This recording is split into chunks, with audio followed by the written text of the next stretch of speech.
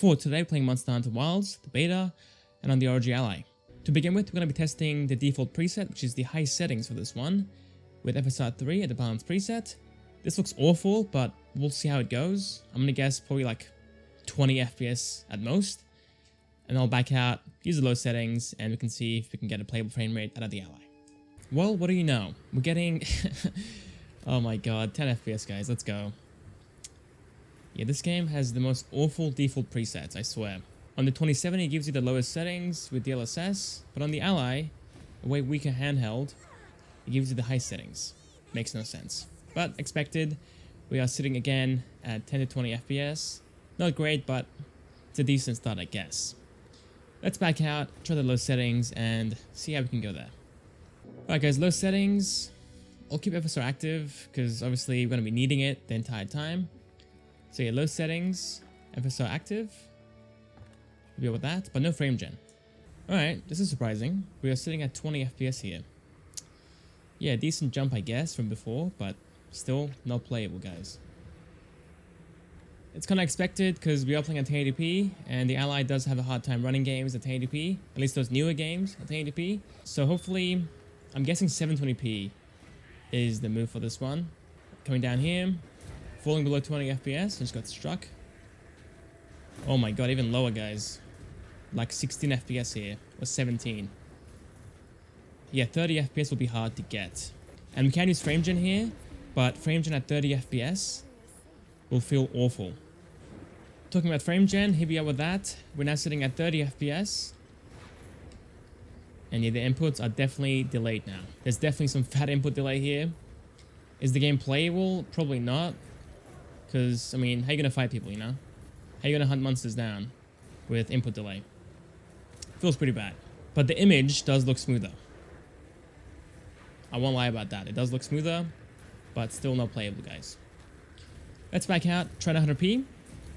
No frame gen, and see how we go with that. I'm guessing probably 25 FPS if we're lucky, but let's see. Back into the game at 900p, 30 watts, low settings. No frame gen, but FSR 3 active. And man, still in the 20s, guys. And the GPU's down to like 90% here. Oh, there we go. It's going up again.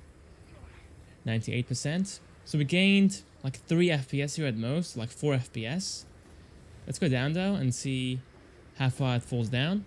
So right here we fell down to like 16 FPS here. So now we're sitting at 21. So again, a small jump of like 4 to 5 FPS. Not bad, but still under 30. And 720p isn't going to help us, I don't think. Sadly, I think it will be below 30. And frame gen at 30 FPS feels awful. So this might be unplayable on the Ally, at least in its current state. This is a beta, and they have 3 months to fix the game, but honestly, with most games, the beta is a demo of the full game. For example, Test Drive or Battlefield 2042, they both had performance issues in their beta form. They came out in the exact same state.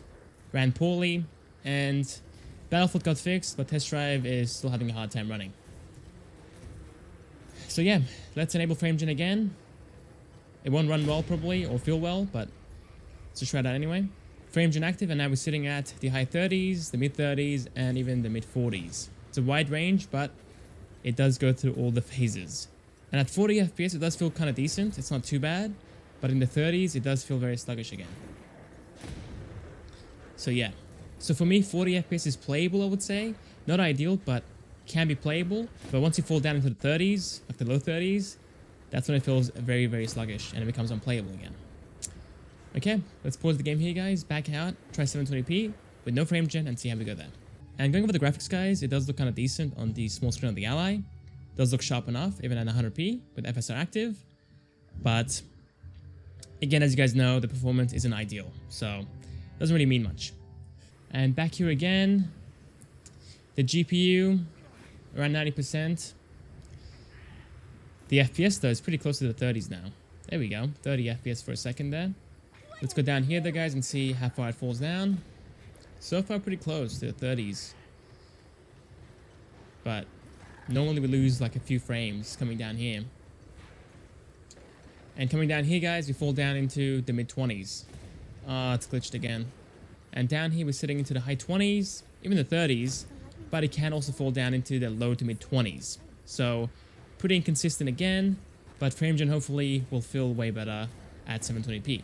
And with Frame Gen active, we are now sitting into the high 30s, the 40s, and even the 50s. There you go. There's the 50s. Again, the 40s feels pretty good. It's not too bad. But the low 30s is when you're going to feel the sluggishness of Frame Gen.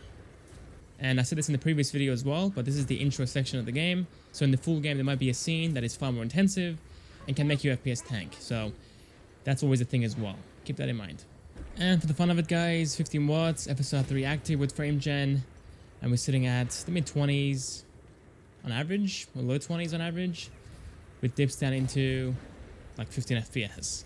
The game feels very sluggish at this point, as you would expect, and it's not playable at all. So yeah, that is my start to Wilds on the ROG Ally. Hope you guys enjoyed. Thanks for watching, and I'll see you guys next time. Next video. See you guys there.